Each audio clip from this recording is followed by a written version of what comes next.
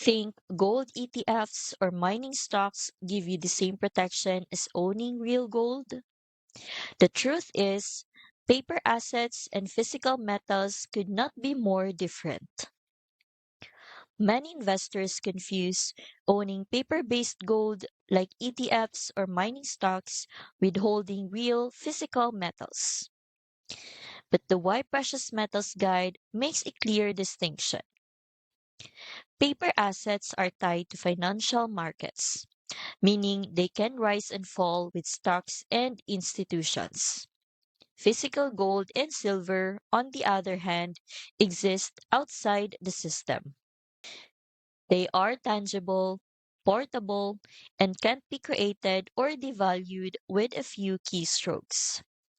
In the section on hedging against economic stress, the guide explains how investors have historically relied on physical metals for true security, not paper substitutes. This helps you see why only tangible coins and bars provide the independence and stability many savers are looking for. I've linked this guide in the description so you can explore this for yourself.